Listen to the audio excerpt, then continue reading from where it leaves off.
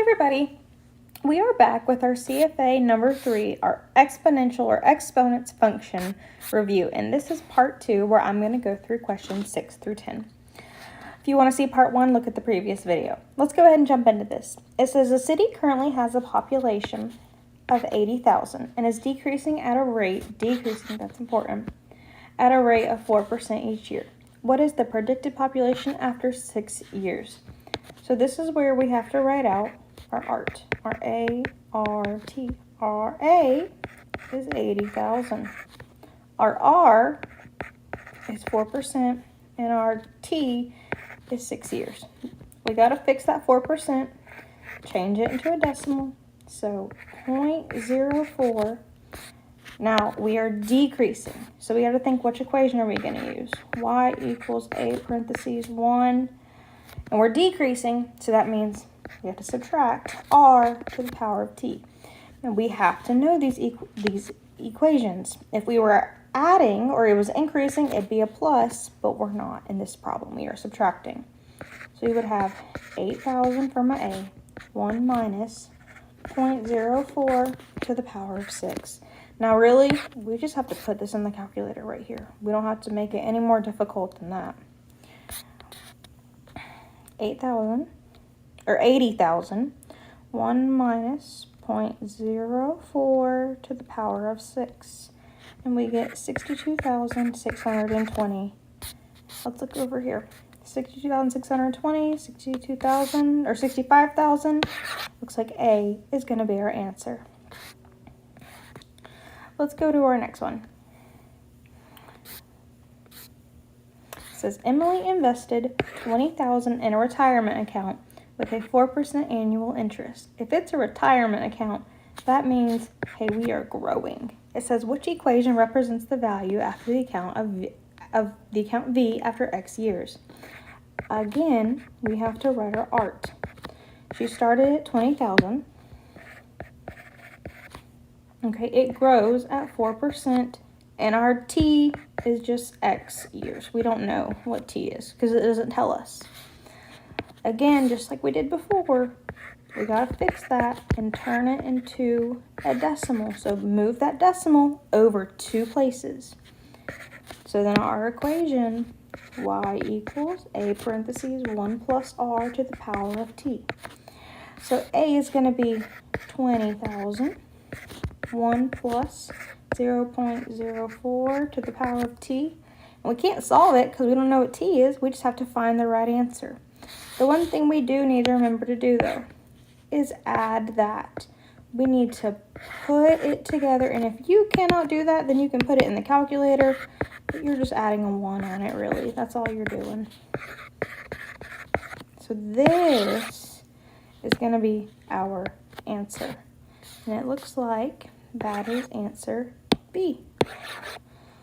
The thing that you were going to forget, and it's not hard, we just need to remember to combine these 2 numbers in our final answer. Okay, let's continue with number 8.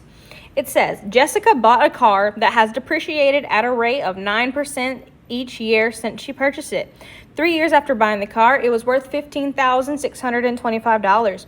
Which equation models the value of the car? Y, X years after Jessica purchased it. So we have a lot of information in here. We know she's bought the car for 3 years and it's worth $15,625. It's depreciated at a rate of 9%. Oh, goodness gracious. Depreciated at a rate of 9%. And we want to know how much the car is worth. When we have a word problem, I hope you guys' first instinct is to do your ART. Okay? We know that she bought the car for 3 years. That's my T. We know it depreciates at a rate of 9%. But the A, this has to be the original. Okay, that has to be kind of our OG. We don't know the original amount. We know the amount after 3 years, which was $15. So this is not the original. This is not our A. So we really have to kind of common sense our way through this problem. if we still use our formula, y equals a parentheses 1 minus r to the power of t. Let's look at this r, because this will kind of give us our answer. We always got to turn it into a decimal, so move your decimal over. So 0.09. And then if we plug it into the parentheses, I'm going to move this over a little bit, we'll have 1 minus that. And if you do that, it'll give you 0.91. And so that would be what goes in our parentheses. So even if we leave this problem blank, I need a little bit more room right here.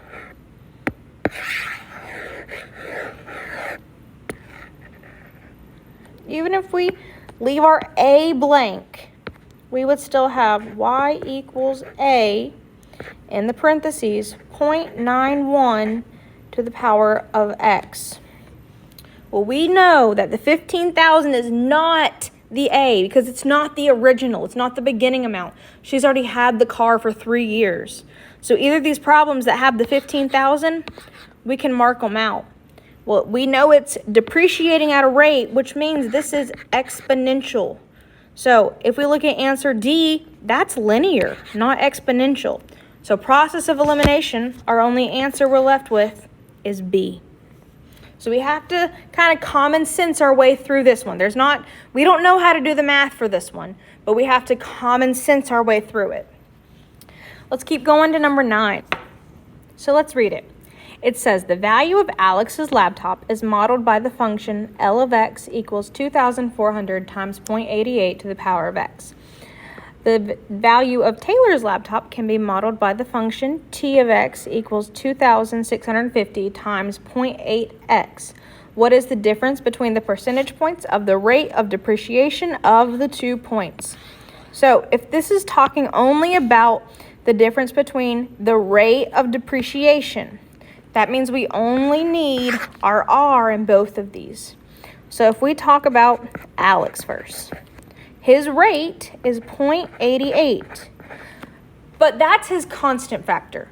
We got to find the actual rate. So we need to subtract 1, and when we do that, it'll give us negative 0.12. Well, we know we can kind of just ignore the negative, and then we turn this into a percentage, and we get 12%. So that means his laptop is depreciating at a rate of 12%. Well, let's look at Taylor now. Taylor. Taylor. Their constant factor, or constant decay rate, or decay factor, is 0.82. Same thing, subtract 1 from it so we can get the actual percentage, and we get negative 0.18. Just kind of ignore the negative, turn it into a percentage, and we get 18%. Well, if we count it, or if we need to just subtract it, 18 minus 12, that's 6. So that means there is a 6% difference.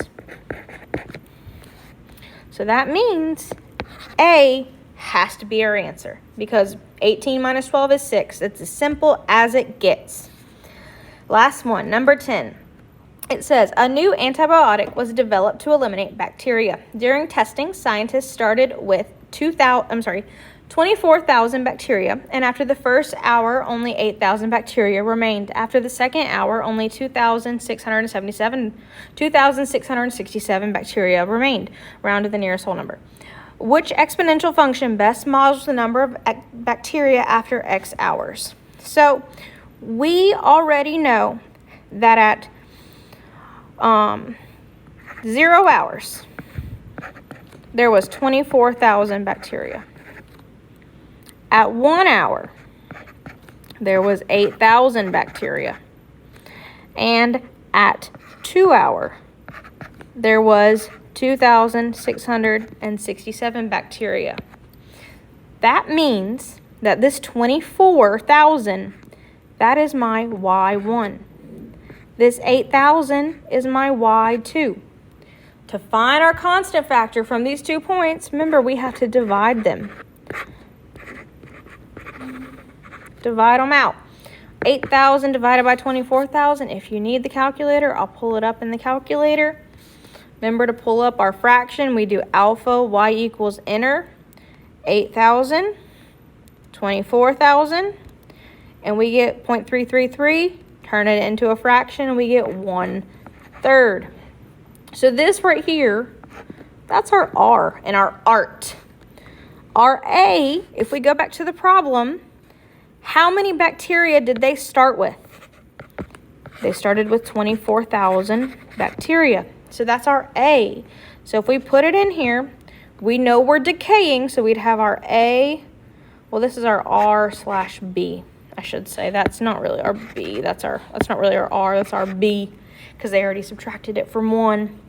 AB to the power of X, that would be 24,000 times 1/3 to the power of X.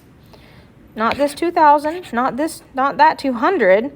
It would have to be C right here, because that's the only one that is saying it's starting at 24,000 and it's decaying at a rate of 1/3, 1/3, 1/3. Well, that's the end of this CFA review. If you guys need any help, feel free to ask us. Thank you.